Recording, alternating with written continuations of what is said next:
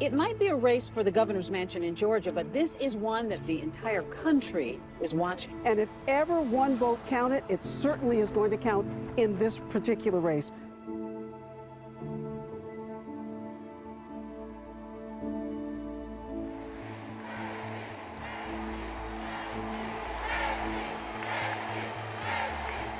The controversy surrounding Georgia's governor's race is not dying down. Both candidates dug in today. Republican Brian Kemp and Democrat Stacey Abrams are locked in a virtual dead heat. Everybody wants to know what's happening in Georgia. Still a toss-up there as we're waiting for a number of votes to come in. They believe there are tens of thousands of absentee ballots that have not yet been counted. Voter suppression has become a national talking point, and Brian Kemp has become a focal point. All of the votes in this race have not been counted. On Tuesday, as you know, we earned a clear and convincing victory at the ballot box, and today we're beginning the transition process. Kemp was leading Democratic opponent Stacey Abrams by a narrow margin, and it grew more and more narrow in the days following the election. Abrams filed multiple lawsuits, but ultimately dropped out of the race. I acknowledge that former Secretary of State Brian Kemp will be certified as the victor in the 2018 gubernatorial election. But to watch an elected official who claims to represent the people in this state baldly pin his hopes for election on the suppression of the people's democratic right to vote has been truly appalling. So let's be clear. This is not a speech of concession. Because concession means to acknowledge an action is right, true, or proper. As a woman of conscience and faith, I cannot concede that.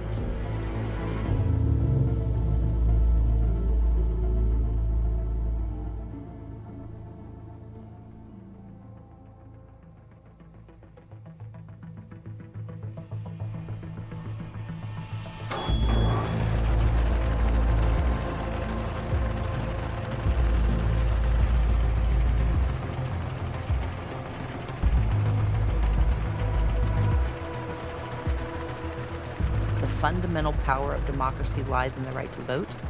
If you protect that right, you create possibilities for everything else. Too many Americans take for granted the right to vote and don't understand that unless we fight for the right to vote, unless we try to include as many people as possible, our democracy is put at risk. This right to vote is bloody. It is contested. And the reason it is contested is because the vote matters.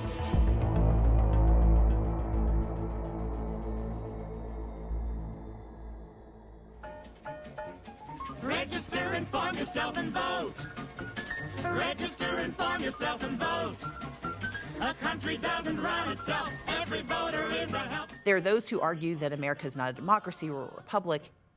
We are a democratic republic because we use democracy to elect our representatives. What is democracy? Democracy is a system in which the voters choose the people that govern them. I vote for every election. I don't care what it is. I don't miss voting. And my voice, I want to be heard. That's what it's supposed to be. House Speaker Nancy Pelosi says she is determined to push for mail-in voting across the country in the next relief bill. The things they had in there were crazy.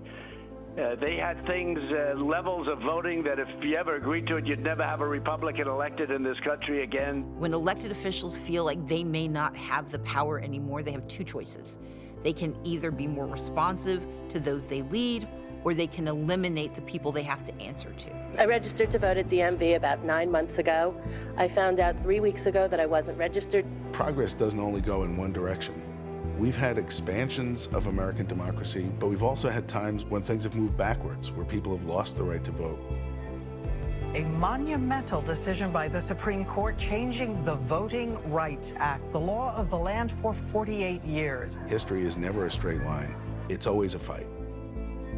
If everybody's vote was important and equal, then why are certain people in certain areas of certain backgrounds, why is their vote being limited? Now, some call it a safeguard for the integrity of New Hampshire elections. Others see it as a political ploy to try and keep voters away from the polls. I just think it should be a little more difficult to vote. There's nothing unconstitutional about literacy tests. The fight over voting rights is ultimately about power. Districts have been scrambled all over the state of Texas in the past, and they elected white people and nobody questioned it. Do you believe that democracy exists in America? Well, I've lived in America all my life, and I've never seen democracy yet, so I don't know what the hell you're talking about. People in Washington know nothing about reality. They know nothing about what's happening to little people in the community. But you add it all up, and all of a sudden, people look at their government and think it doesn't represent me. And in many cases, these days, for a lot of reasons, it really doesn't. In Wisconsin, voters headed to the polls today, the first state to hold a major election with in-person voting in the midst of a stay-at-home order. Do they expect us to go against public safety? The United States is the only country that makes it so difficult for communities to own their power by requiring them to jump through hoops to simply participate in basic elections.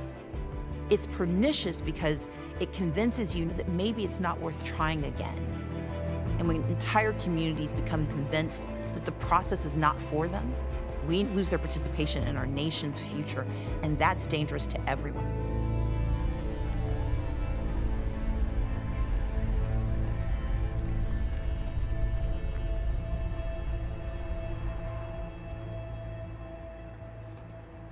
You cannot understand where we are right now unless you understand the history of voting rights and the struggle for voting rights. Past is prologue. Those forces that are systematically determined to keep American citizens from voting, they have been laying the seeds over time. When we started as a country, it wasn't really anything like what we would consider a democracy. Only white men who owned property had the right to vote. That was a very small segment of the country, even then. The Constitution begins with the words, "We the people." And yet, who were the people? It doesn't include slaves. It doesn't include women. It doesn't include Native Americans. It doesn't include young people. So the notion of the people is very restricted. You won't find sitting anywhere in the articles of the Constitution where it says American citizens have the right to vote. When you have the founders writing in the language of enlightenment, dealing with getting rid of monarchy and getting rid of kings and having this wonderful, beautiful republic. And then you have 6% who are eligible to vote. White, male property owners. It tells you we had a lot of work to do.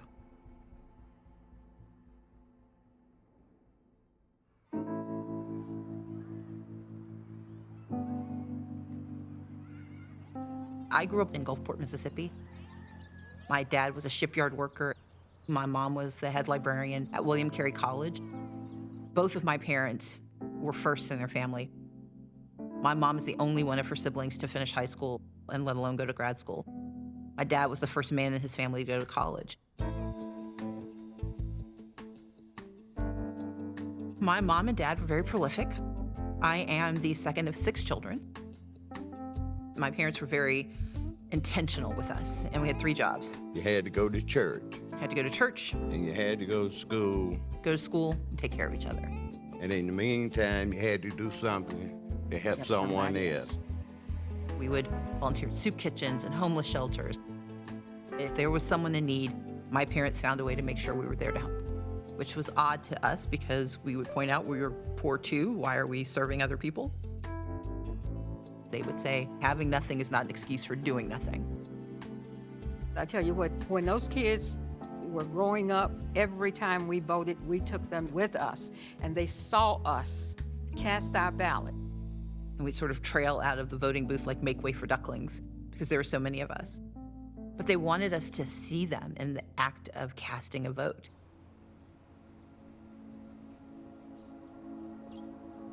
My parents were admitted to Emory University in 1989 to become United Methodist ministers. I was 15, so I was unhappy with the world around me, so I was very excited about moving to Atlanta. I attended Avondale High School, and I became the valedictorian of my high school. When you're valedictorian in Georgia, you get invited to meet the governor of Georgia.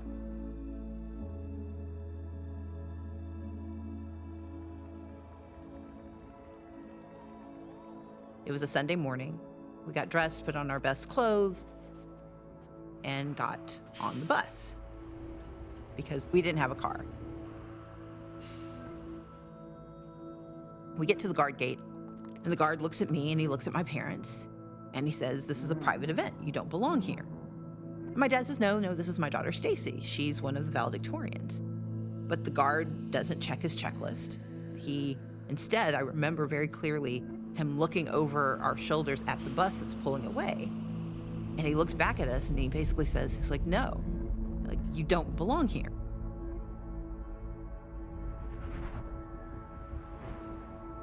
The story he told himself was that these 3 black people getting off a bus, they can't possibly belong in the governor's mansion on this day that's celebrating success and opportunity. Let them know, yeah, we winning now. Yeah, we rising to the top, new beginning now. And we never gonna stop, yeah, we grinning now. Never been wild, but we in here now. My parents had a very engaged and spirited discussion with this gentleman about his decision-making skills, about his reading comprehension.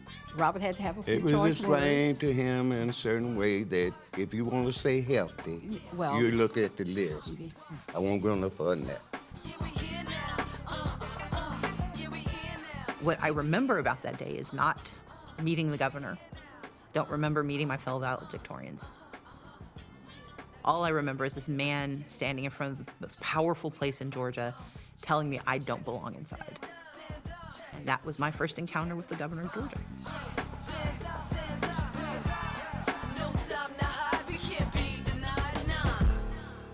It never occurred to me to think I could be governor.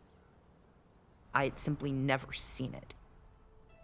When I started running, that story for me was an important narrative because it reminded people that just as I was told I don't belong here, so much of what voting is about is whether you belong, whether you have value. James Baldwin said that people are trapped in history and history is trapped in people. We can't escape where we come from, but it's our responsibility to reshape what that story looks like. After the Civil War, the number one question was, what is going to replace slavery? What system of labor? What system of politics? What system of race relations? Reconstruction is the nation's effort to come to terms with the abolition of slavery. They were trying to figure out, how do we heal this nation? How do we stitch it back together? And then you've got 4 million freed people. How do we do this? The 3 amendments, the 13th, 14th, and 15th, were not just small-scale changes in an existing structure. They made the Constitution, for the first time, a vehicle through which people could claim greater equality. They actually transformed the Constitution into something new and different. They took slavery out of the Constitution where it had been embedded. They created for the first time a national definition of citizenship and insisted that all those citizens and other persons in the country had to be treated equally. And they mandated that African American men must have the right to vote. That amendment in 1870 said, the right to vote shall not be denied or abridged on the basis of race, color, or previous condition of servitude. The state shall not abridge the right to vote on account of race, color, or previous condition of servitude. The idea of a national standard for voting was very controversial. During the debates on the 15th Amendment, Even northern states wanted to keep control of the voting qualifications because there were people in their state they didn't want voting, and that's not about blacks. California and Oregon did not ratify the 15th Amendment because they were afraid that it might let Chinese people vote. But by 1870, when the 15th Amendment was ratified, black men now had the right to vote in every state in the Union for the first time, and indeed also to hold office. What Reconstruction offered was a fresh start for America. You had this moment where black citizens enjoyed citizenship. That was evidenced by black men going to the U.S. Senate.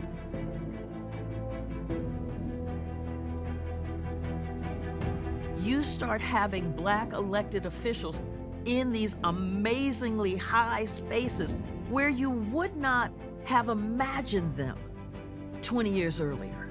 That was the power of Reconstruction, and that was the power of the vote.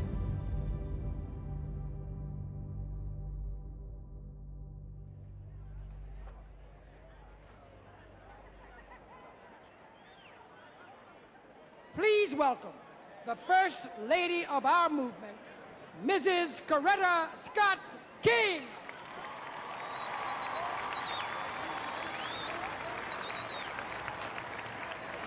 I welcome all of you, my brothers and sisters, to this 30th anniversary March on Washington. Dr. King's spirit is with us. When I spoke at the March on Washington, I was 19. I was terrified, and I do not recall to this day actually giving that speech. I'm delighted now to introduce our next speaker, Stacey Abrams, who is a junior at Spelman College in Atlanta. She has helped mobilize students to be here today, and we are very, very proud of our sister, Stacey Abrams. Stacey. There was a guy with a clock who told me, you only have X amount of time to speak. And I remember him saying, start. Jobs, justice, peace. This is a theme that we've been hearing today over and over again. This is the theme. When you walk onto the stage and you look out over the reflecting pool, I'd never seen that many people in one place in my entire life.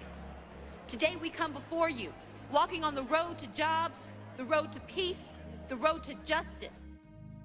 When I was in college, I was very involved in voter registration. What I was concerned about as a young person was how many people weren't taking advantage of this right, of this power. I set up voter registration opportunities, and I would annoy my friends, and they did not care. But I knew how important it was to have this right to vote because I'd remembered my parents teaching me about this. I'd seen what it meant. At Spelman, I used to go to city council meetings. I was starting to understand how government worked, but I was also becoming very aware of how it didn't work. I was protesting. I'd burned the Georgia state flag because it had a Confederate emblem on it. We first tried to get a meeting with the governor to talk about it, and when that wasn't fruitful, we decided to bring attention to it by setting it on fire. Now, I got a burn permit for it, so everyone knew I was doing it. I'm like, I don't have to break the law to make my point. Stacey Yvonne Abrams, magna cum laude. I learned at Spelman College I didn't have to limit my goals to what I'd seen other people do. Today, I come to you as a young person, as a young woman, as a young black woman, to ask you to use us. Use the young people of the United States of America to pave a road that will last forever.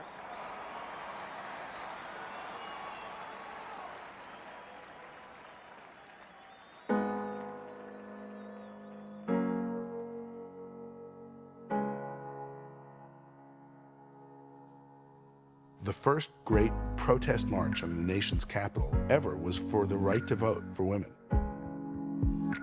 In 1913, the day before the presidential inauguration, 5,000 women marched down Pennsylvania Avenue took pushing and pushing and pushing. It took hunger strikes, picketing in front of the White House, all these creative nonviolent protests that was new to this country. This was before Gandhi had done a lot of these things, but the women's movement and the fight for women's suffrage introduced them to the United States. We get to the 19th Amendment that guarantees women the right to vote.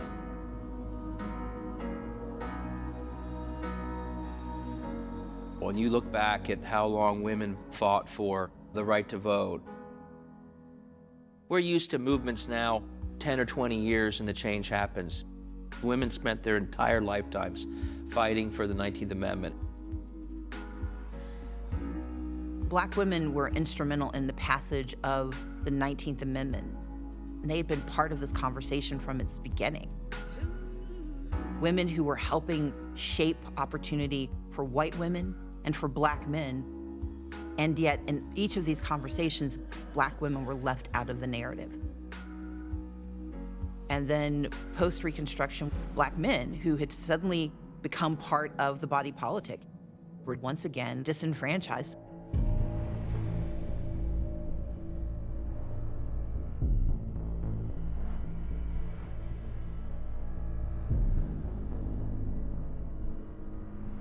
The greatest moments of progress are followed by the most intense periods of retrenchment. That's what happened after the Civil War. Reconstruction was a high point for voting rights, and it was followed by nearly 100 years of Jim Crow. The decision to remove the troops from the South was a decision made by one vote in the Congress. One vote put an end to Reconstruction and started the era of violence and bloodshed and Klan-led catastrophes. The South was trying to figure out, how do we stop all of these Black folk from voting? If they continue to vote, we're in trouble. How do you say we don't want Black folks to vote without writing a law saying we don't want Black folks to vote? Mississippi said, oh, we've got this. We have figured out how to get around the 15th Amendment while systematically denying the vote to African Americans. And that was the Mississippi Plan of 1890.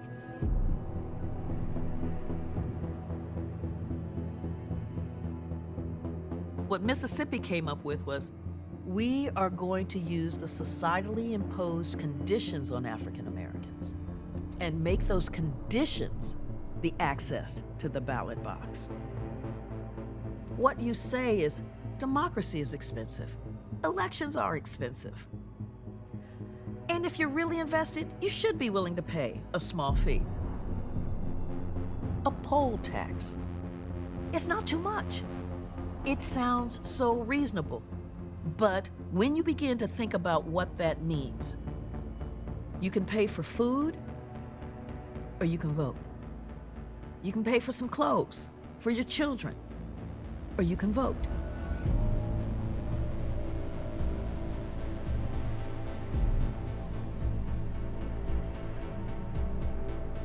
And then the literacy test.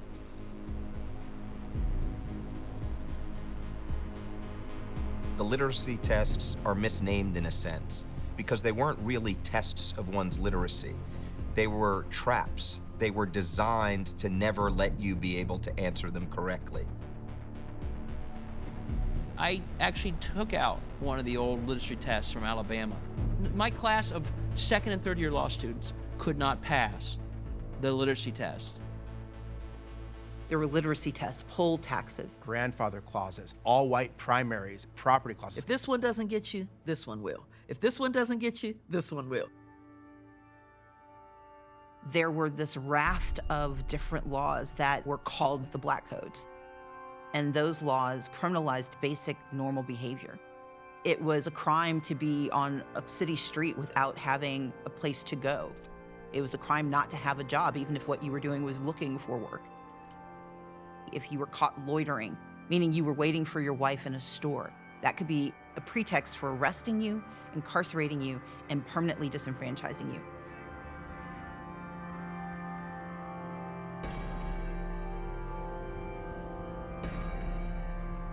That felony disfranchisement coming out of Florida in 1868, what that does is it strips you of your right to vote.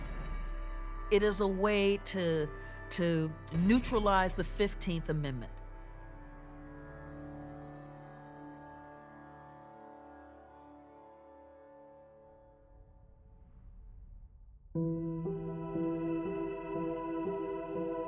Virtually overnight, African Americans are eliminated from the electorate in the South.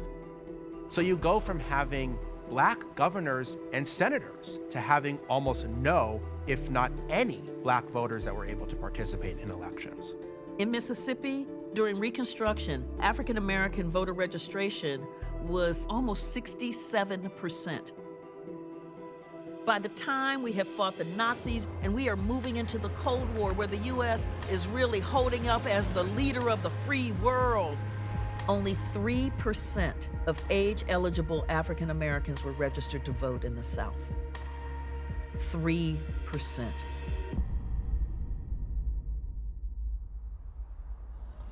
The word says, great is the Lord and greatly to be praised. I gotta praise him, I gotta give it up.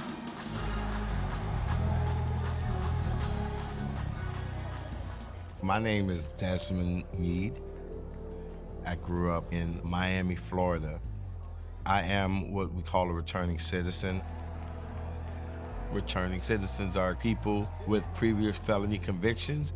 You know, I used to tell people that my story didn't have a happy ending because I lived in Florida, where over 1.68 million people had a lifetime ban from voting and other things. After graduating high school, I went into the service. When I returned home, I was addicted to drugs.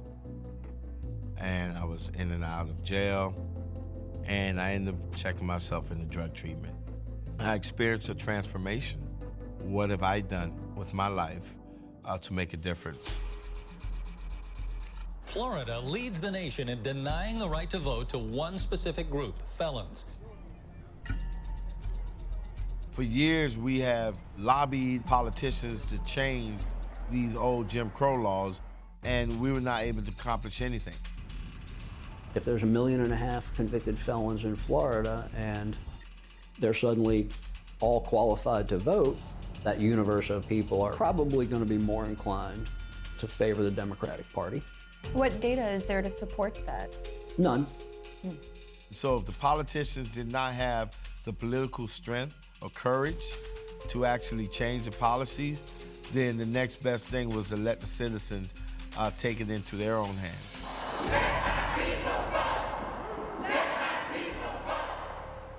In October of 2014, we launched the ballot initiative. All of the experts thought that it was impossible to even get on the ballot. But this was an organic grassroots movement. We knocked on a lot of doors. We're gonna change the history. We made a ton of phone calls. We're talking to voters about Amendment 4, the Voting Restoration Amendment on the ballot this November. Have you heard about it? And our message was very simple. When the debt is paid, and that this was an all-American issue that impacted people from all walks of life. I'm a 20-plus year conservative Republican. I bring that up not to make an issue of it, but to actually not make an issue of it. This issue isn't about politics, it's about people. Out of all the civil rights, nothing speaks more to citizenship than being able to vote. Today is midterm election day. Voting's going to be in full swing here in just a few hours. Voters in Florida are preparing to vote on a measure that would restore voting rights to 1.4 million people. 1 in 5 African Americans in Florida and 10% of the state's adult population. Amendment 4, if it passes, is expected to change the shape of Florida's electorate for decades to come. Millions of votes already cast here in Florida, but millions more will vote today. It looks like Amendment 4 will pass. Amendment 4 passing by a wide margin, 64% there.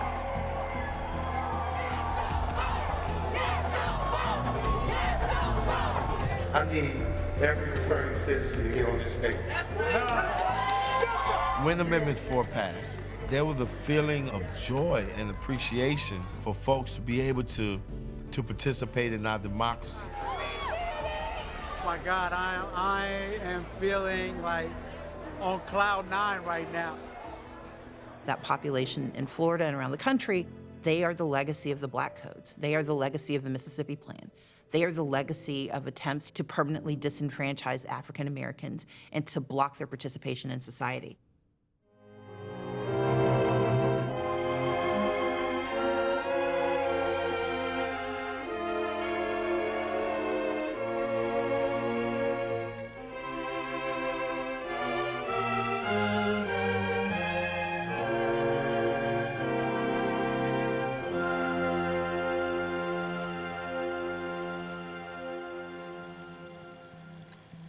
Birth of a Nation, it's based on a novel called The Klansman, which is a glorification of the Ku Klux Klan.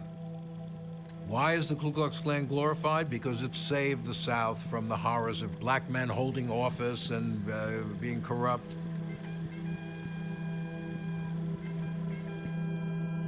You get to the early 1900s, and you have the reign of terror from the Ku Klux Klan. And what you see is almost a total purge in lots of the former states of the Confederacy of black political participation at the butt of a gun, at the butt of threats of violence, through lynching and chaos. There was terrorist violence on a massive scale in the South. Between 1880 and 1950, somewhere around 4,000 Americans are lynched, and almost all of them African Americans. So let me tell you a story about Maceo Snipes. Maceo Snipes was a World War II veteran. When you have fought fascists and you have fought for democracy, you want some of that democracy for yourself. He came home to Georgia, and Maceo was determined to vote. There was an election going on, and Eugene Talmadge was running for governor. The federal government is working consistently to tear down states' rights. And Talmadge was running on the platform to, as he said, keep the Negroes where they belong. And so Maceo goes down, and there's a sign that says something to the effect of, first Negro that votes, that'll be the last thing he ever does. Maceo was like, shh, I fought fascists, what you got? So Maceo went in there and he cast his ballot. He was the only black person in Taylor County, Georgia, that voted in 1946. Maceo goes home. Nothing happens for a few days. And then he goes to his door. My man says, could you step out on the porch? Maceo's like, sure. And then he sees 3 additional white men. And then he hears, ch-ch-ch, and it was a firing squad. And they laid Maceo out. The message was really clear. You vote, you die.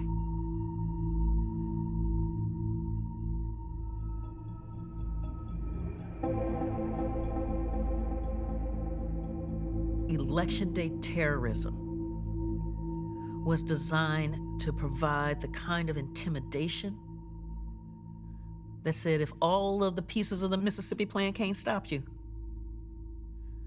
we've got some bullets and a rope that will.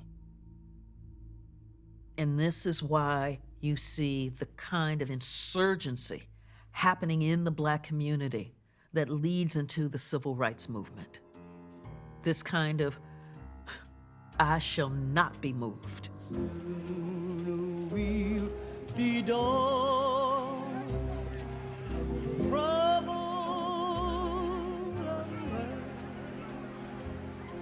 My name is Roosevelt Lee. I went out to Liberty to try to register. And the next day when I went back to my job, the man fired me. After being questioned, I was carried into a room where a police officer came in and got a rope and said, okay, nigga, get up from here and let's go. We're going to have a hanging here tonight, and you're going to be first.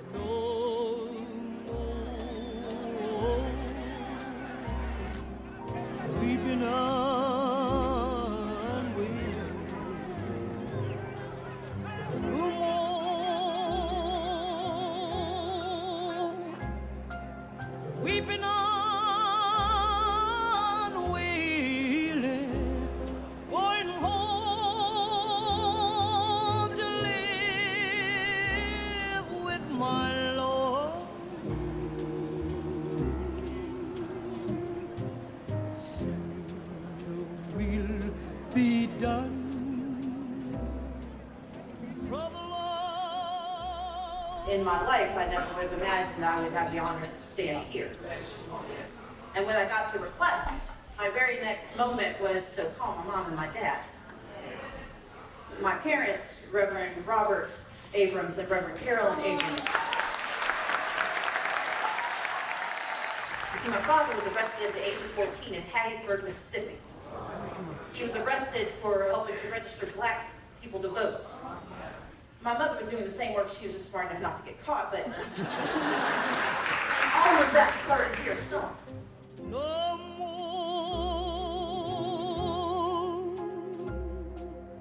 Selma, Alabama is located in Dallas County. 17,000 of the county's residents are Negroes. However, only 1.7% of these are registered voters. The Negroes of Selma, Alabama want to vote. We're willing to be beaten for democracy, and you misuse democracy in the street. You beat people bloody in order that they will not have the privilege to vote. You can turn your back now and you can keep the club in your hand, but you cannot beat down justice. And we will register to vote because as citizens of these United States, we have the right to do it.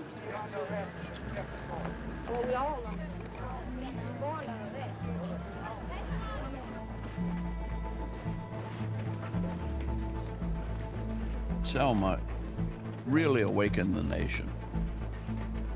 In Selma, Sheriff Jim Clark was refusing to let them register to vote.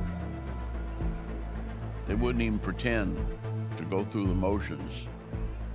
I want to start out by commending you, the Negro citizens of Selma, for standing up. Sooner or later, Sheriff Clark will understand that he's dealing with a people that will not stop until they have full freedom and human dignity.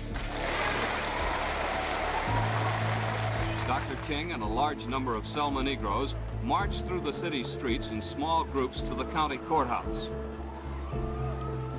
One woman, Mrs. Amelia Boynton, was grabbed by the sheriff and hustled along the sidewalk into the custody of deputies.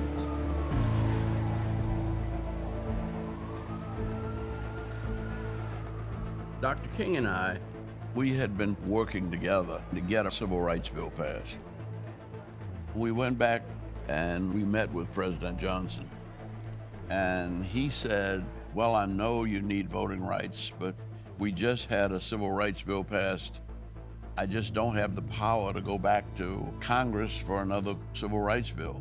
I know it's needed, but I don't have the power. And he must have said, I don't have the power half a dozen times. When we left, I asked Dr. King, well, what are you gonna do? He said, we're gonna get the president some power.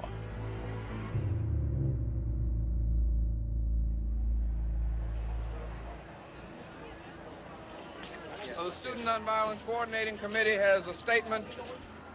We, the Negro citizens of Dallas County and other Alabama Blight Belt counties, are marching today from Selma to Montgomery.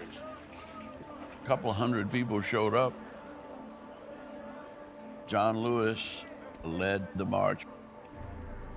We're marching today to dramatize to the nation, dramatize to the world, that hundreds and thousands of Negro citizens of Alabama, but particularly here in the Blight Belt area, denied the right to vote. Then they get to the Edmund Pettus Bridge. It's real quiet. They're like, where's everybody?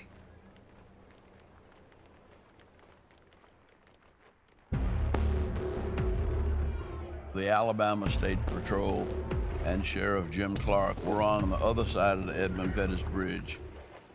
It'll be detrimental to your safety to continue this march, and I'm saying that this is an unlawful assembly. You're ordered to disperse, go home, or go to your church. This march will not continue. You've got 2 minutes to turn around and go back to your church. Is that clear to you? I've got nothing further to say to you. Troopers here, advance toward the group. See that they turn around and disperse.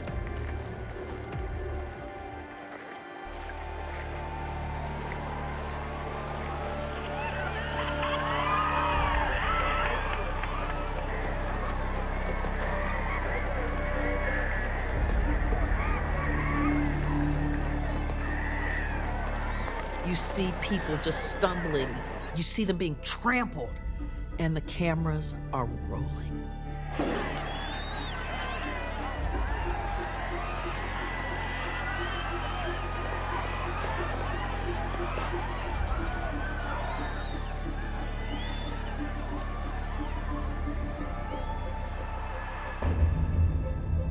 That Sunday, everybody was watching the movie Judgment at Nuremberg, which was about Hitler's slaughter of the Jews. They cut in to their movie of the week to show the footage of Bloody Sunday. The nation was appalled because one of the ways that Jim Crow worked so smoothly and so effectively is that you didn't have to see it. But when you see the violence raining down on people who were just fighting for the right to vote, it tells you that something is systemically, fundamentally wrong in this democracy. It was ruthless and brutal and criminal, but it was what changed the South on voting rights. A nationwide movement for voting rights erupted that week. All over the country, there were protests, there were sit-ins. My father saw it as a pivotal moment to seize upon America's angst so that Americans would come and say, yes, the cause is just, the time is now.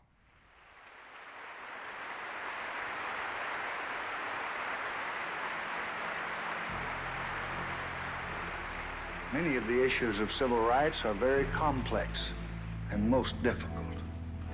But about this, there can and should be no argument. Every American citizen must have an equal right to vote. What happened in Selma is part of a far larger movement which reaches into every section and state of America. Because it's not just Negroes, but really it's all of us who must overcome the crippling legacy of bigotry and injustice. And we shall overcome.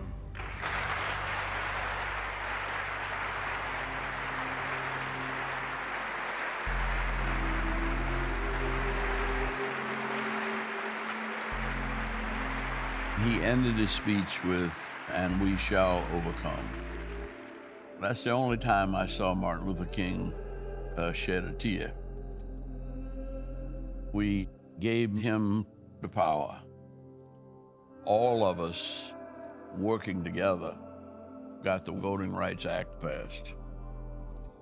Lyndon Johnson understood that while he had been an impediment to civil rights for decades, the time had changed and it was time for him to change. But more importantly, he understood that if the power of the right to vote was truly made available, it would change the future of this nation.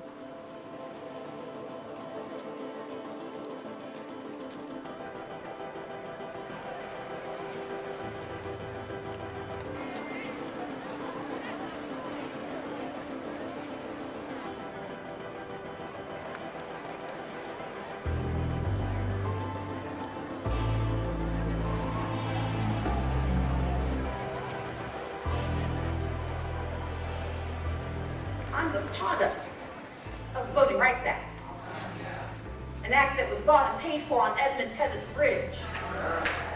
The footholders who believed that they had the right to do it. Because when you stood up and went across that bridge, those were the wings of the eagles that Isaiah talked about. It may have looked like feet marching across the bridge, but that was flight.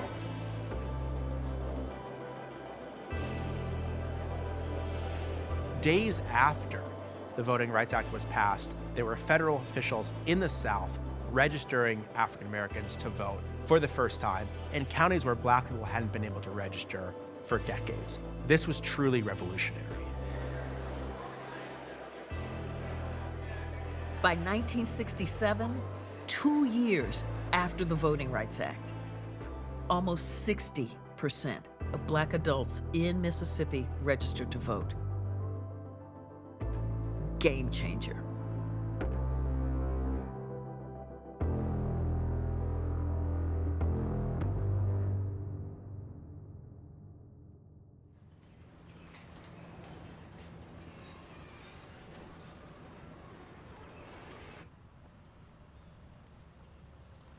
September of 2018, I went home to visit my grandmother.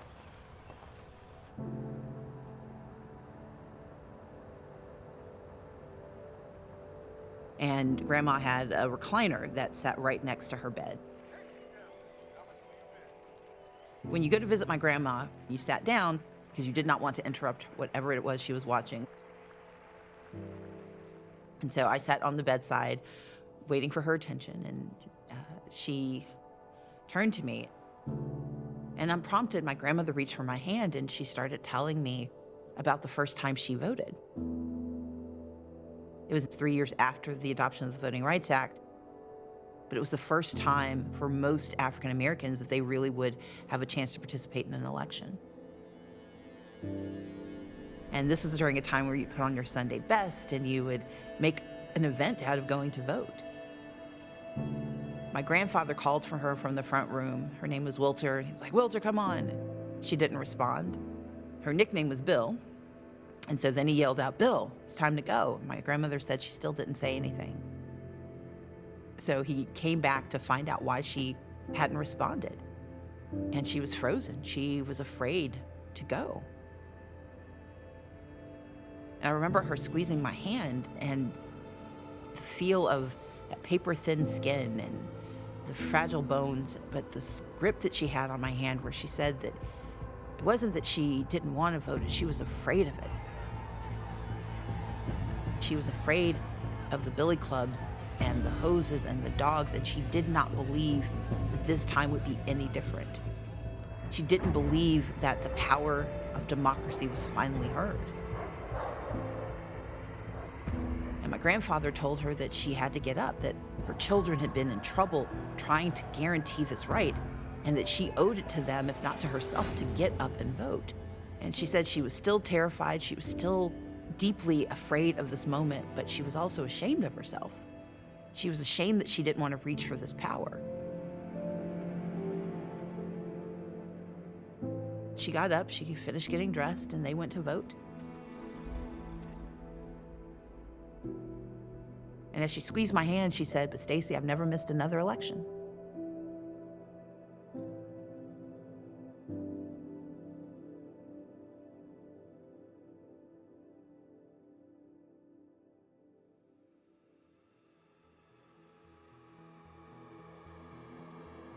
Mississippi and the other southern states are engaged in a life and death fight with the federal government. What is this fight all about? The Voting Rights Act of 1965. Insofar as the Negro is concerned, it will suspend all literacy requirements of the Mississippi law. Georgia has no problem with reference to voter registration. We do not need federal registrars in this state. I am unalterably opposed and will fight to the end any attempts to reshape or mold our state to conform to the prescription written by dictatorial left-wing integrationist social planners daydreaming on the bank of the Potomac. The southern states challenged the Voting Rights Act immediately in the courts as unconstitutional, but they failed. The Supreme Court upholds the law 8-1.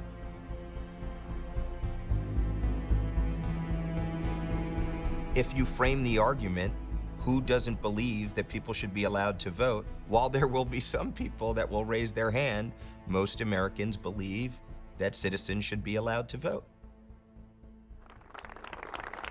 The bill that I will sign today extends the temporary provisions of the Act for 7 more years and broadens the provisions to bar discrimination against Spanish-speaking Americans, American Indians, Alaskan Natives, and Asian Americans.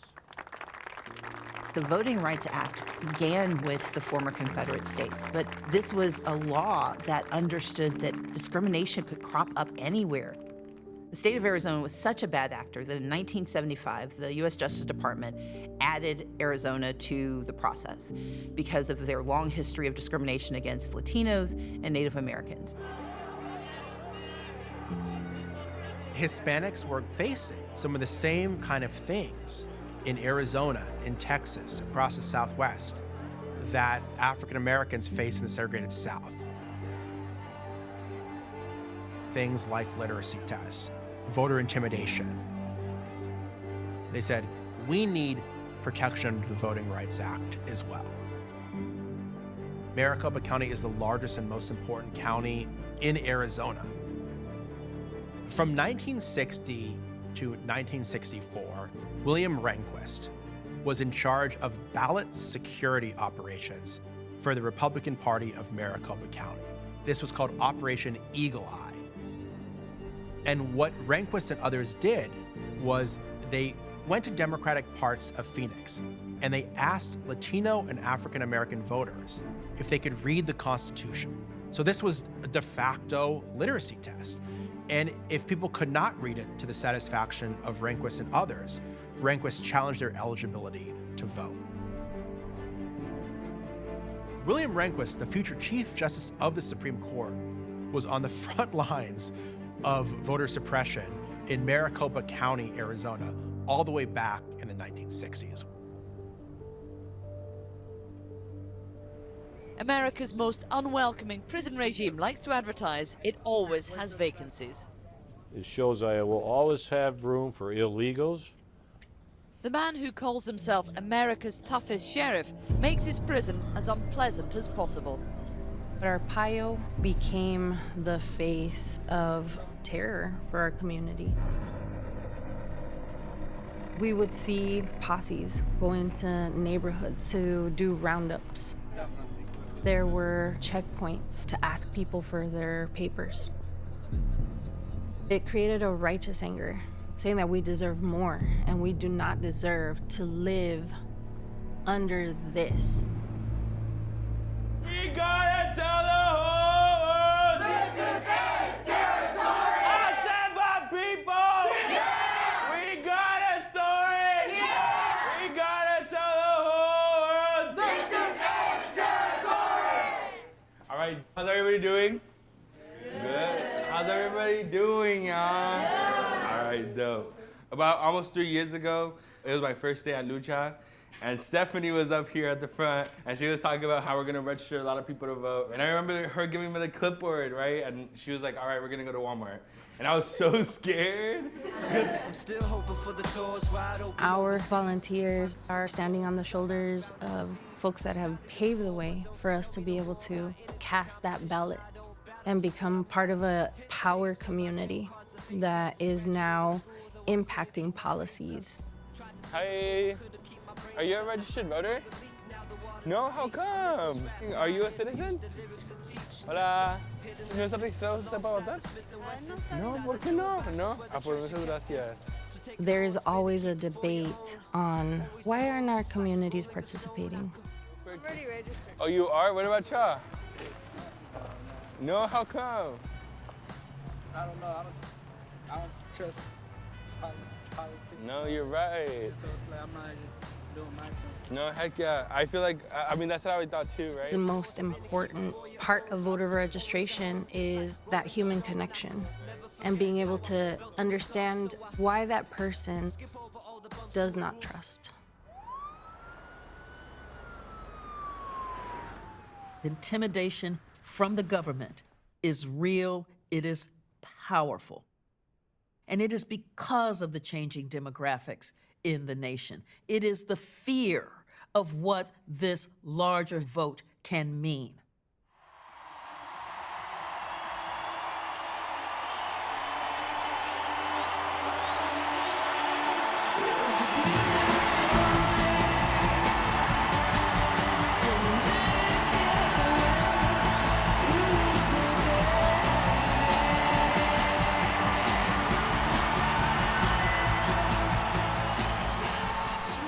If there out there who still doubts that America is a place where all things are possible, who still wonders if the dream of our founders is alive in our time, who still questions the power of our democracy, tonight is your answer.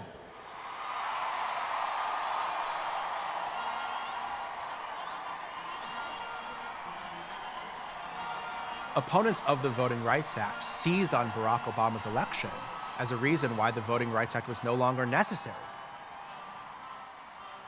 At the very moment that you see the ultimate progress, you see conservatives embracing that progress as a reason to try to get rid of the law that made Obama's election possible. Barack Obama scared the bejeebers out of him.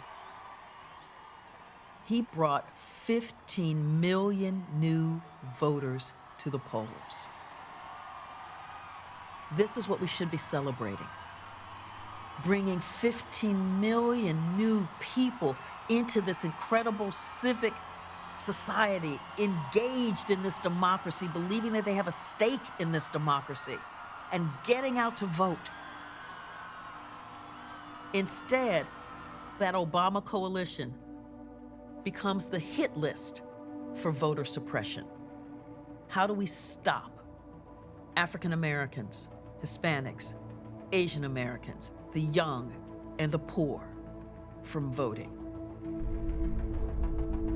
The Supreme Court decision, Shelby County v. Holder, allowed that to happen.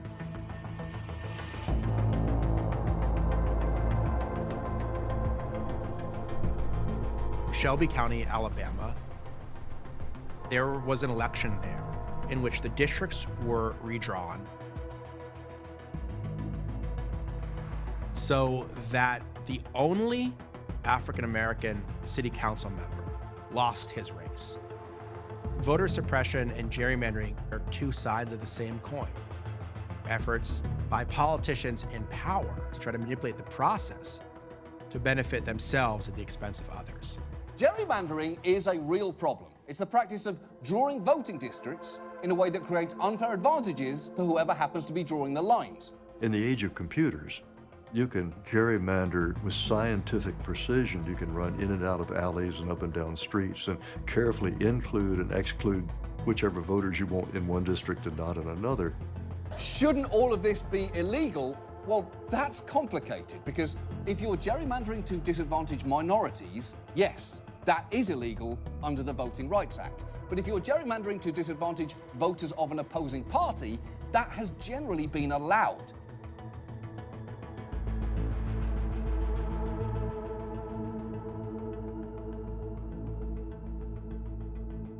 Shelby County willfully violated federal law. They didn't bother to go up to the Department of Justice to check on whether it was okay as they were changing the voting boundaries as the Voting Rights Act required.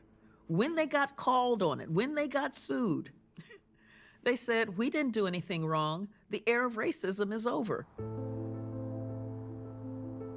What had been bipartisan before became extremely partisan after the election of Barack Obama. You know, people tend to forget that Republicans supported it. Every reauthorization of the Voting Rights Act was signed by a Republican president. I think that democracy, if it's to work, then everybody that's eligible to be a voter should be registered and they should vote. I am proud to sign the Voting Rights Act, Reauthorization and Amendments Act of 2006. Ronald Reagan called it the crown jewel of American democracy. But with every subsequent reauthorization, there's a legal challenge brought.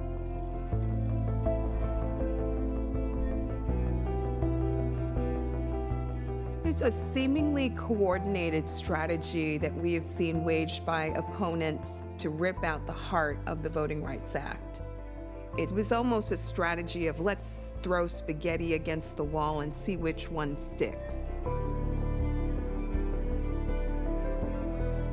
The Shelby County case is the one that survived the lower courts and winded its way up to the Supreme Court. The Supreme Court hears a challenge to the Voting Rights Act of 1965. Its detractors say the Voting Rights Act is out of date. Its defenders consider it a needed bulwark for justice. The Voting Rights Act requires 9 states to get federal approval of changes to their election laws. From a lawyer's point of view, this is a valid legal case. It could be honorably argued, and that's the business we're in. So, took the case. We'll hear argument first this morning in case Shelby County versus Holder. Mr. Ryan? Mr. Chief Justice, and may it please the court, we argued that the Voting Rights Act was probably one of the deepest intrusions of the federal government into areas that states traditionally administered. I think that really doesn't mask the need for equal treatment of the sovereign states. I'm going to have a hard time with that. I can't treat states the same because their problems are different, their populations are different, their needs are different, everything's different. The non-covered states are worse in that regard than the 9 covered states. Is that correct? Justice Scalia, every one of them is worse. Justice Scalia, it's a fair question. Not just a fair one, it's the crucial question. The South has changed and made progress, but some things remain stubbornly the same, and the trained effort to deny African American voters the franchise is part of Alabama's history to this very day. Have there been episodes, egregious episodes of the kind you're talking about in states that are not covered? Absolutely, Chief Justice Roberts. Well, then it doesn't seem to help you make the point that the differential treatment continues to be justified. John Roberts had it out for the Voting Rights Act as far back as 1982. Early in his political career, it was John Roberts' job to try to prevent the Congress from reauthorizing the Voting Rights Act. John Roberts, his mentor was William Rehnquist. This is why this lineage is so important, because he hated the Voting Rights Act.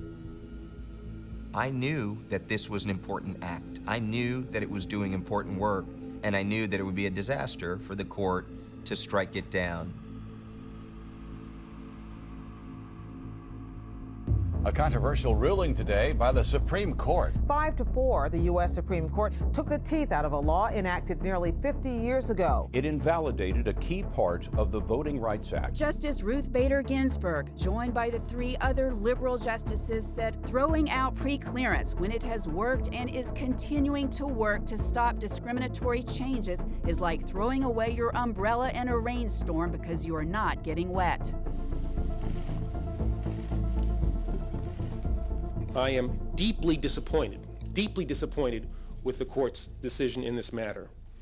This decision represents a serious setback for voting rights and has the potential to negatively affect millions of Americans across the country. I don't know if it's appropriate to say I was pissed off by what the court did.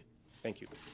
It really struck home that this was a political decision that the court was making. Justice Ginsburg was correct. If you have an umbrella that keeps you dry in the middle of a thunderstorm, the fact that you're dry doesn't mean that you don't need the umbrella. Every single one of those states that was covered previously by the Voting Rights Act was told, never mind, we think you're good now, go forth. The floodgates literally opened in 2013 when the Supreme Court issued its ruling. The ink on Tuesday's ruling wasn't even dry when Texas's Republican Attorney General declared that his state's controversial voter ID law will take effect, quote, immediately. Just hours after the decision came down, states began to implement voter suppression laws all across the country. Texas took the lead on this one. It spread like wildfire. So you're seeing them in Pennsylvania. You're seeing them in Kansas. You're seeing them in Wisconsin. You're seeing them in Ohio. 9 more states are enforcing new laws requiring eligible voters to present a government-issued photo ID at the polls.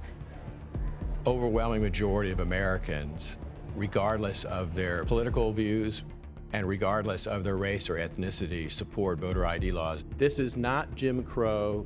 This is not a police dog. This is not a fire hose. When you restrict access to the right to vote by creating a narrow set of IDs that can be used, it's creating blocks to people being able to participate. They tried to make it seem rational and facially neutral, racially neutral, but it's not. We had voters who were born in the Jim Crow South who had no birth certificates because white hospitals would not allow them to give birth in their facilities. I had my Social Security card, my to-go pass, I had my United Healthcare, I had my red, white, and blue card, and I had my Ford card. And that still wasn't enough to vote. About 21 million Americans don't have strict forms of government-issued ID. That works out to about 10% of the electorate.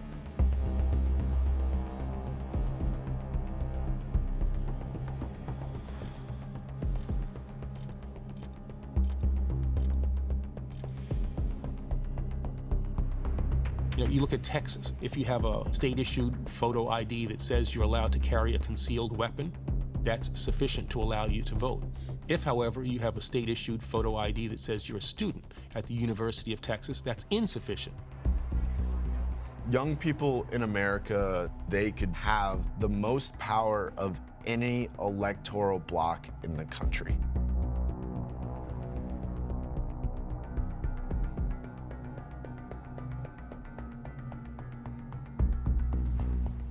If you take out one or two campuses, you can swing an election. And so that's exactly what New Hampshire Republicans decided to do. Studies will show that if you can get young adults to vote between the ages of 18 and 24, they're more likely to vote going further into their adulthood. Once you strip someone their access of being able to vote, it takes away their role within our democracy. Voter suppression has often targeted communities that are seen as non-normative. We saw this come into sharp relief in North Dakota, where a law that required a residential address on driver's licenses seemed benign. But the reality was that for those communities, getting a residential address on a reservation required that the state or local government grant that to you, and it didn't happen. A majority of Indian country does not have physical addresses. They use post office boxes.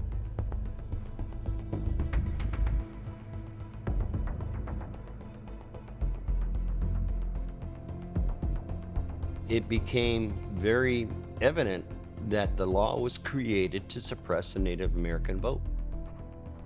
The only way to get recognition is to vote. And that's what it is. Matter of survival. In Wisconsin, they put a new voter ID law in effect in the run-up to the 2016 election. A lot of Republicans since 1984 in the presidential races have not been able to win in Wisconsin. Why would it be any different for Ted Cruz or a Donald Trump? Well, I think Hillary Clinton is about the weakest candidate the Democrats have ever put up. And now we have photo ID, and I think photo ID is going to make a little bit of a difference as well. Up to 23,000 people were blocked or deterred from voting. And Donald Trump only won the state of Wisconsin by just over 22,000 votes. So this one restriction in Wisconsin alone had a huge impact on Donald Trump becoming the next president of the United States.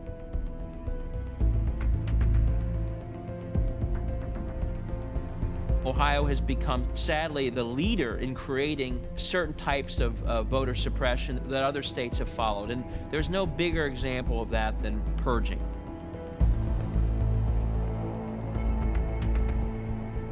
There is certainly need to update your voting rolls. People pass away, people move. There also are some states that are really smart about this, things like automatic voter registration. But Ohio does the exact opposite. Ohio's had a purging process where if you don't vote in several elections and you don't respond to a postcard, you're knocked off the rolls. When it comes to the right to vote, Ohio is a use it or lose it state. In a split 5-4 decision, the Supreme Court ruled that in Ohio, you can be dropped from the voter rolls if you do not vote for about 6 years and do not respond to a card the state sends you in the mail. They send you a postcard to your house. It really does look like a piece of junk mail. If you don't send it back, they assume you're not there. Then they purge you from the roll. They say, oh, this person didn't send it back.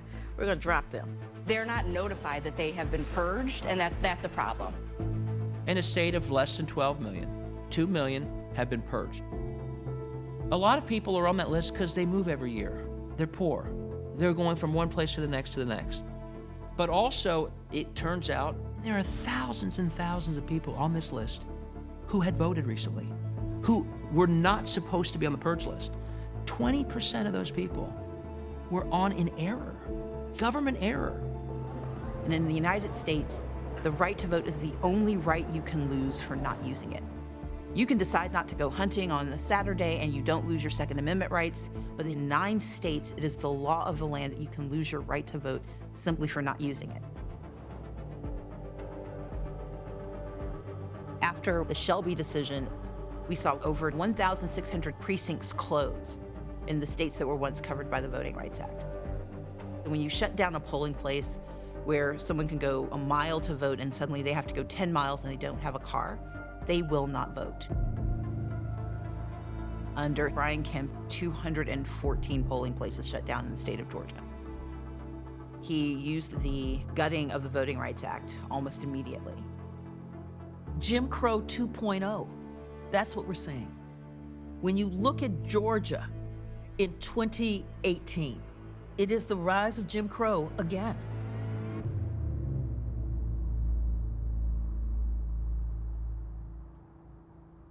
The Shelby decision, what it did was give carte blanche to states like Georgia to restore every racist trope they had.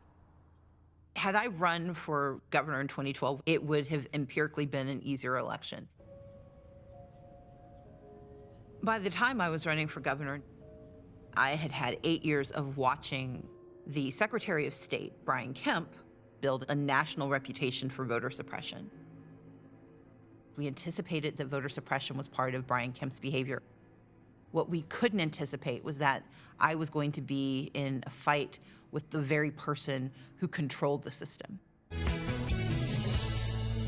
I got a big truck, just in case I need to round up criminal illegals and take them home myself. Yep, I just said that. Yeah, he just said that, and he's joining us now, the candidate who calls himself a politically incorrect conservative, current Georgia Secretary of State, Brian Kemp. Good morning, sir. Morning, guys. Great to be on with you. Brian Kemp had the ability to not only be the candidate in the race, but he was also running the election. He was the constitutionally authorized election supervisor. That would have been illegal in virtually every other advanced democracy in the entire world. We sued Brian Kemp multiple times over his efforts to lock people out of the ballot box. One of his most nefarious schemes was called Exact Match. More than 53,000 Georgia residents have had their registrations put on hold thanks to a policy that requires their applications to precisely match information from other state agencies. Georgia's population is approximately 32% black, but the list of voter registrations on hold is nearly 70% black. Well. My old friend racism. I've been expecting you. The ACLU filed a lawsuit because absentee ballots were being rejected because the signature on the absentee ballot purportedly did not match the signature that was on file. The problem is signatures change. It's one of the worst metrics to use. A lot of people for whom English was not their first language will have an inconsistent signature because they have to write and sign their American name. Asian voters, when they immigrated here, they adopted an American name. My grandmother had an American signature, and she has not been able to sign that name consistently. The argument for many of these voter suppression laws is this very fallacious argument that it's necessary to stop voter fraud. The voter fraud is real. It must be stopped. We need every tool to go after it. Voter ID laws stop voter fraud. I've dedicated my career to fighting voter fraud by doing things like having photo ID. Every time voter fraud occurs, it cancels out the vote of a lawful citizen and undermines democracy. Can't let that happen. When Donald Trump lost the popular vote, he lost it by 2.9 million votes, and he said 3 million people voted illegally. And there was no evidence to back this up, but this was a dramatic assertion of voter fraud on a really unprecedented scale.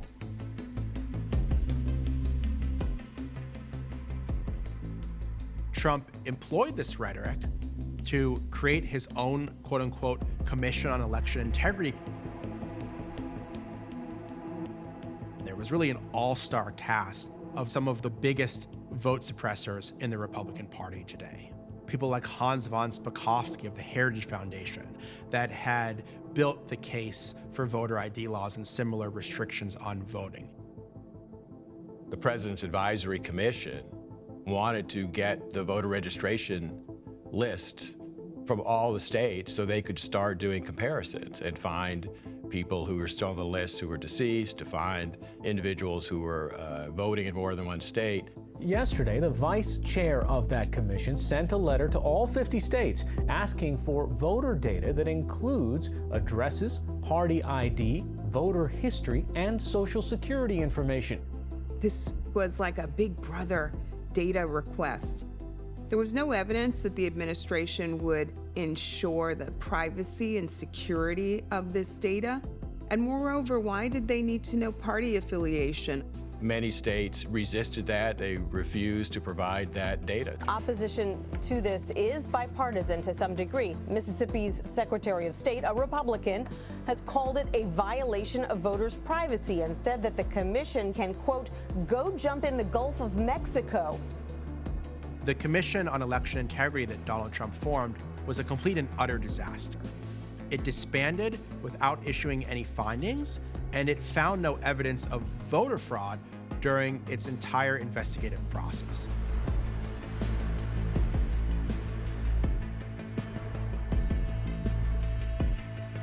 We have a database at the Heritage Foundation that we're constantly adding to. It has a sampling of proven voter fraud cases from across the country. It's got almost 1,300 cases in it. Here's what they truly found, and let's put it up again for people. 146 million total registered voters. Out of those, there were 2,068 alleged voter fraud cases, okay? So it does happen, but it doesn't happen on a national scale. It doesn't affect the outcome. It would affect the outcome. So then you ask yourself, why do we have this architecture of all of these obstacles? Voter ID, gerrymandering, purging, poll closures. Why do we have all of this if voter fraud is virtually non-existent? When you ask that question that way, then it leads you down a path where America must look at itself again, the way that it looked at itself when it saw the cataclysm on the Edmund Pettus Bridge.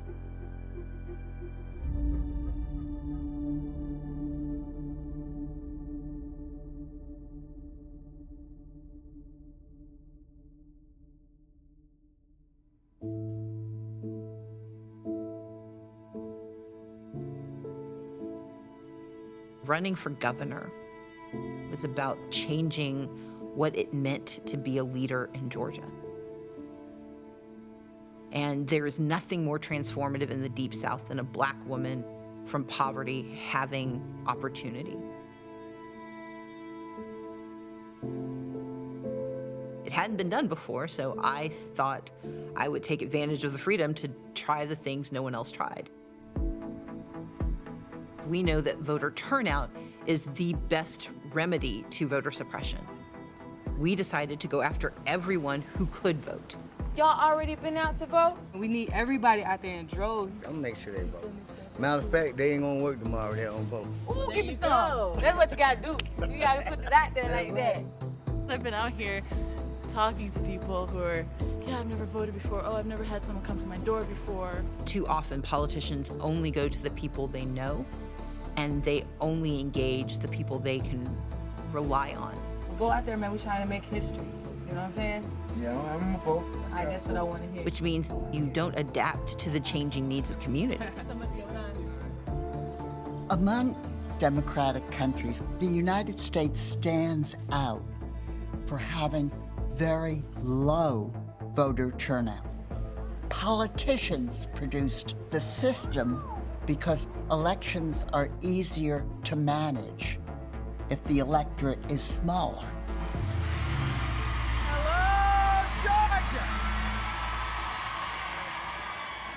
Ask everybody, you know Stacey Abrams? You know Stacey Abrams? You know Stacey Abrams? Finally somebody said, I know Stacey Abrams. And they said, I have her cell number. I go, give it to me. I'm gonna call her up right now. So I called Stacey Abrams and I said, Stacey, this is Oprah. You know what she said? She said, girl, let me pull over the side of the road. Ladies and gentlemen, Stacey Abrams.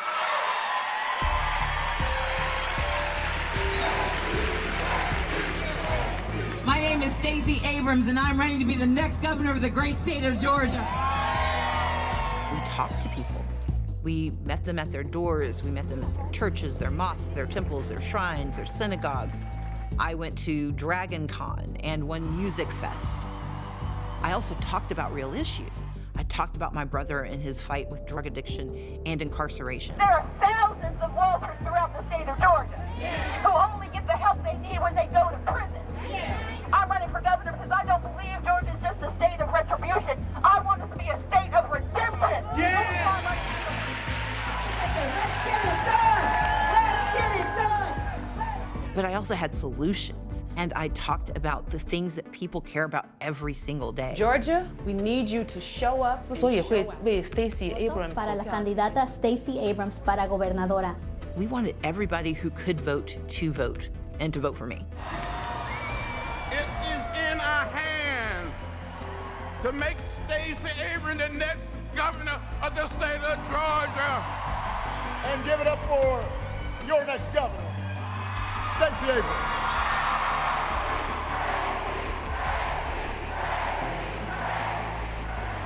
Thank you, Georgia. One of our missions in our campaign was to focus attention on early voting. And so by way of example, I went to vote early. And I came to my precinct armed with my ID, ready to cast my ballot. I also had a bunch of television cameras with me because we wanted to publicize how important this was. I hand my information over, and the young woman with great trepidation tells me that I cannot vote because I've applied for an absentee ballot. And I lean in quietly and I say, no, I didn't. I've voted in the state of Georgia since 1992. I've never applied for an absentee ballot. She desperately wants to be helpful, but something had happened and she did not have good information. Her manager came over, we talked, and we were able to figure out what needed to be done.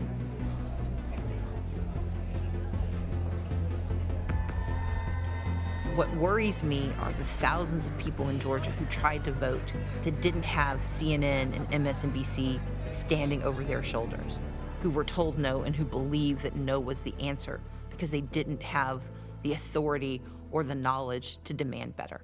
We really knew by the last week of early vote that we were seeing extraordinary turnout beyond our projections. And we also knew that we were seeing an extraordinary inability of the election system to process the folks. It was the very big warning bell that Election Day was going to be a problem.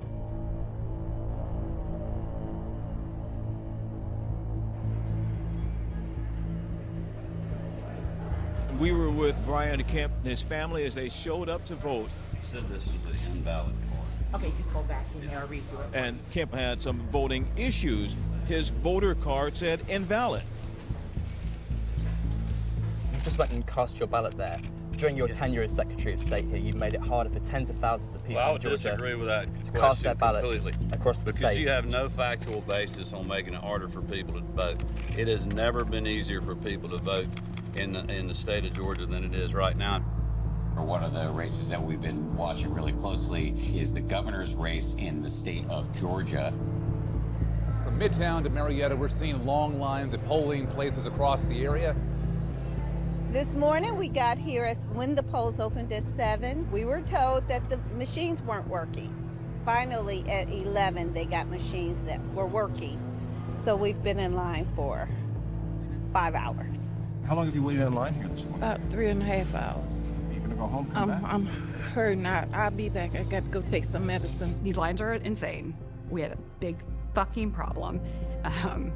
People are leaving lines all over. I'm getting these reports. My parents are U.S. citizens. They voted in the past, but today when they showed up to vote, they were told that they were purged from the voter rolls. We'd received thousands of calls to our voter protection hotline, conversations about people being turned away from the polls. This is where you would normally go? The name didn't come up, and yours didn't come up, even when I searched. Those stories were coming to me at every moment. Some were here for 3 hours, others here for much longer, after the express poll machine stopped working inside the Annistown Elementary polling place Tuesday morning. We knew who we were up against. We'd been fighting this guy for years. And then to see what the result was of intentional underfunding of elections, intentional non-training of local elections officials. He says he went to cast his ballot Tuesday morning. He handed the poll worker his ID, and then she... Mr. Whitten, wait, stop. You've already voted. I said, no, I think I would have remembered that. She says, no, I see here that you voted, and it looks like several days ago. Intentional purges, intentional precinct consolidation. They combined 2 locations, gave us 3 machines. Last election, I had 12. I don't know why.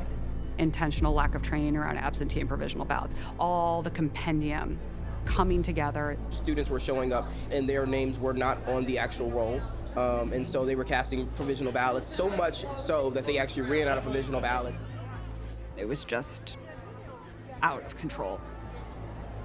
We knew people were trying to be heard, but I also knew they weren't being listened to.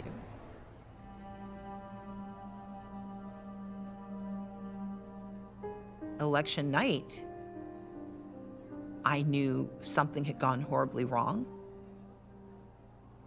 Take a look at where the numbers stand right now. As you can see, the numbers are now tightening. The spread is only some 60,000. Several counties have yet to process their provisional and emergency ballots, leaving an estimated 22,000 ballots outstanding.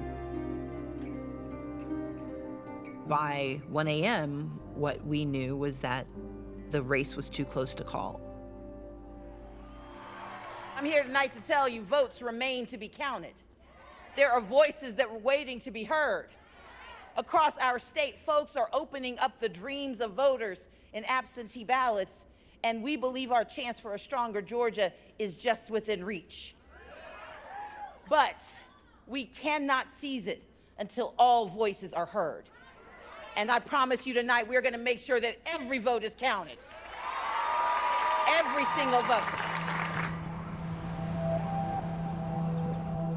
We've heard from 40,000 Georgians and counting who told us story after story about the concerns and problems they have with our system across Georgia. Our staff was, running around the state and collecting all of these stories, and we're in the federal courts fighting for each of these votes.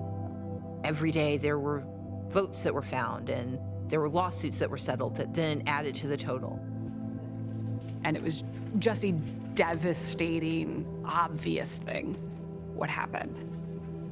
You couldn't swing a bat and not hit 14 people who had problems voting. Governor Nathan Deal rolled out the gubernatorial red carpet Thursday for Brian Kemp, declaring him governor-elect, though the state has yet officially to certify the election. Even if she got 100% of those votes, we still win with a 50% plus 1 vote majority. Actually, it's much more than that. So we're moving forward with the transition. Brian Kemp is 25,622 votes above the threshold for a runoff election. 25,000 votes of nearly 4 million cast are at issue in this race. By his own admission, there are at least 25,000 outstanding votes and hundreds, if not thousands, of more that we are learning about and discovering every day. Georgians deserve to have their votes counted.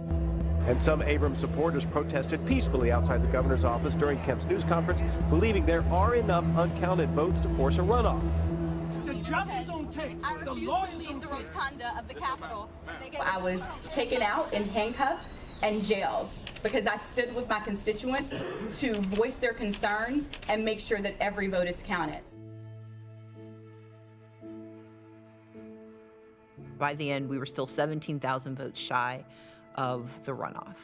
The ballot battle in Georgia's governor's race is over. Brian Kemp will be certified the winner.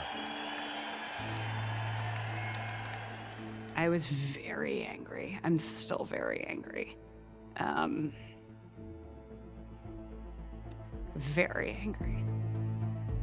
Make no mistake, the former Secretary of State was deliberate and intentional in his actions. Pundits and hyper-partisans will hear my words as a rejection of the normal order.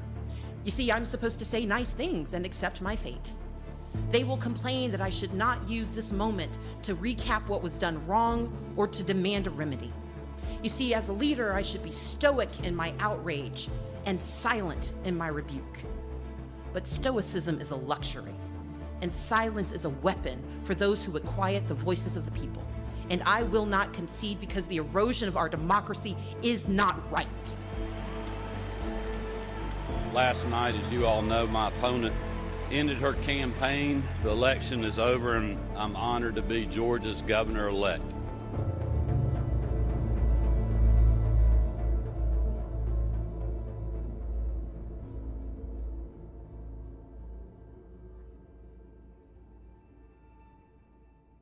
My responsibility as the daughter of Robert and Carolyn Abrams, as the granddaughter of people who had been denied the right to vote, as the great-granddaughter of slaves, my job was to use this election to talk about the system that let this be.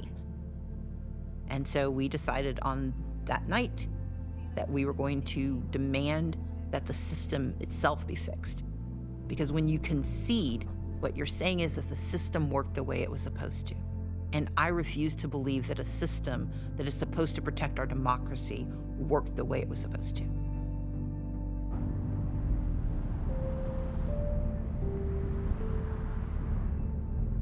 In 2020 and beyond, the way we fight voter suppression is by meeting it where it is.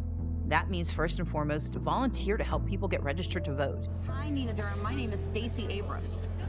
I wanted to thank you for all the work you're doing to reach out to voters and making sure they stay on the rolls. If you believe in one person, one vote, if you believe in representative government, then you will fight for this democracy. So if you fill it out right now, we can mail it off for you. Our power is in our vote. Our power is in our voice. And if we willingly choose to remain silent, we give up that power. Today that we celebrate what it means to be in America. Today our returning citizens have their right to vote restored.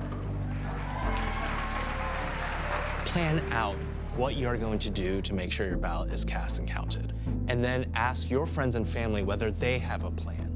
Even if you've done everything right, do not assume you're registered. Check to make sure that you haven't been purged or that your polling place has moved. Vote as early as possible.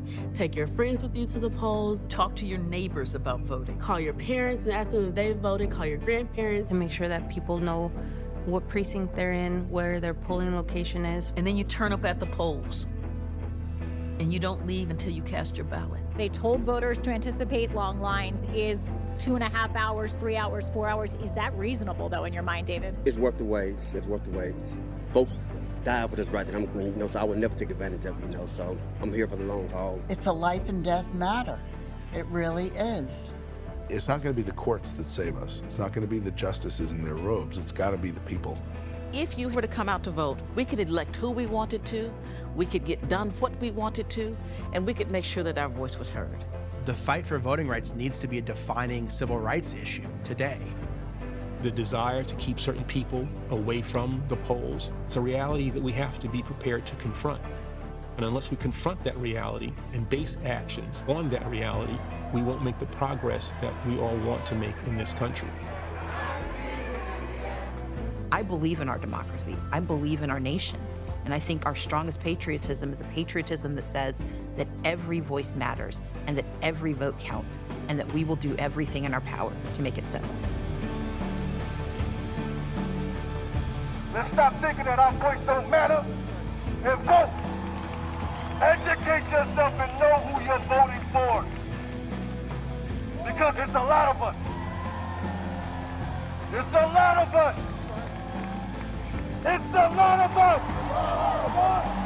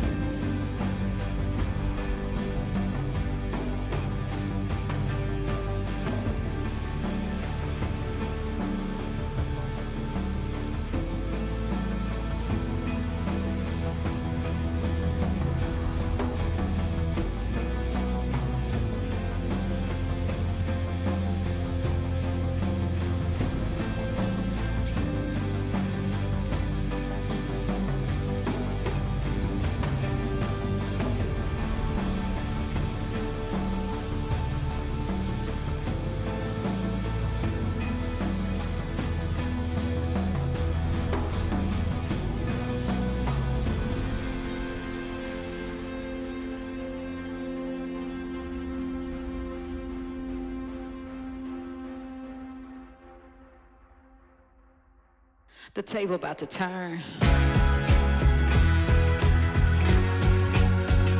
The table about to turn.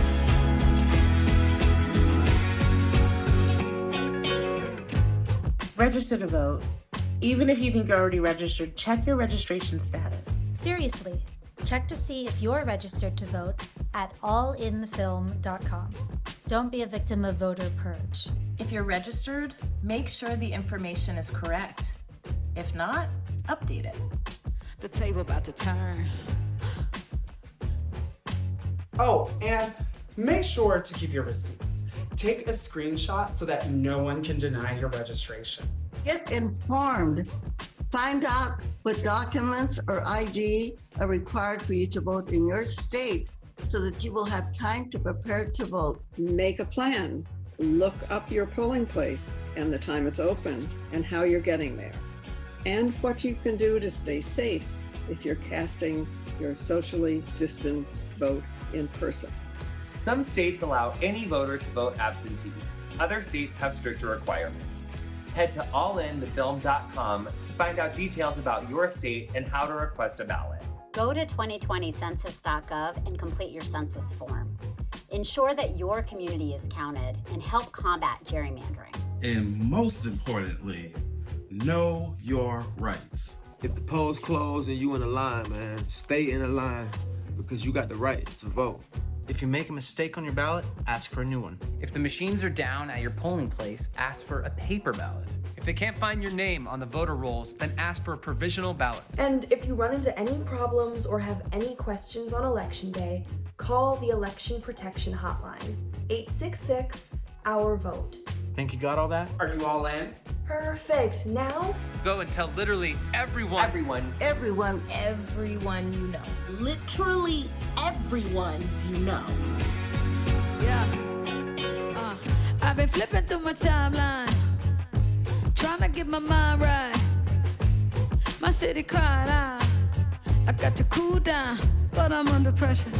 Cooking with my Crisco. Look at where my fists go. A renegade when I'm in a rage. I got to cool down, but I'm under pressure. I keep my hands dirty, my mind clean. Got a new agenda with a new dream. I'm kicking out the old regime. Liberation, elevation, education. America, you a lie, but the whole world about to testify. I said the whole world about to testify. And the table's about to turn, turn, turn. Ain't gonna stop until it turn, turn, turn. No, it's time for it to turn, turn, turn. We can't wait for it to turn. Yeah, the table got to turn. It's a boomerang booming back. Yeah, you laid an egg, now it's about to hatch. Yeah, your gaslighting about to meet your match. You fuck up the kitchen, then you should do the dishes. Burning down plantations. Ain't no part